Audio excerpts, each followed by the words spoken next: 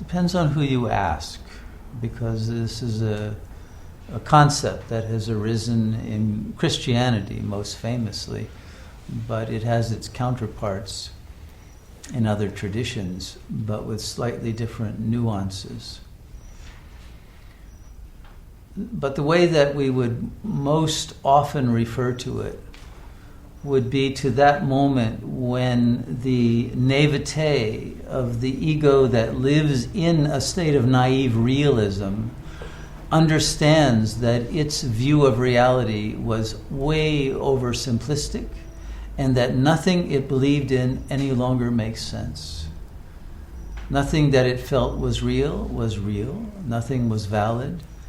Its memories, its nostalgia, its longings for something in the past have no basis in reality. They were airbrushed memories to enable the imaginary level of the ego to cope with its tragic condition.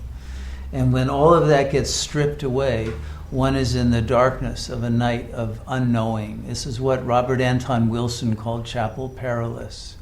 When you've lost all your landmarks and you are in literally a night in which there is no way of knowing what is true.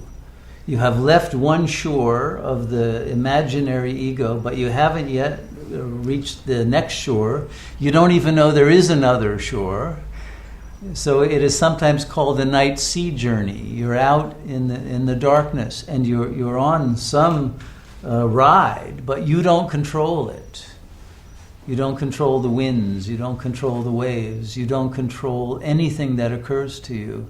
And you don't know if something that's happening to you is a blessing or a curse. You have no way of calibrating any of the events in your life. And your mind is absolutely inadequate to try to comprehend or make sense out of in any way what is occurring. And any effort to do that will quickly be seen as a false effort to try to hold on to something that will just fall away in your hands and will prove to be yet another illusion. And usually one has to go through this process of one illusion after another falling away until there is nothing left to believe in or hold on to. And it's at that point that one will be able to see the dawn arising of a new world, a new reality, a new capacity, not based in the ego, because that must be the last thing that falls away in this dark night. And then the ego is recognized that it was the darkness of the night. And as it dies, the light appears, and that light is the real self. Journey is not over, but now there is a clear path and a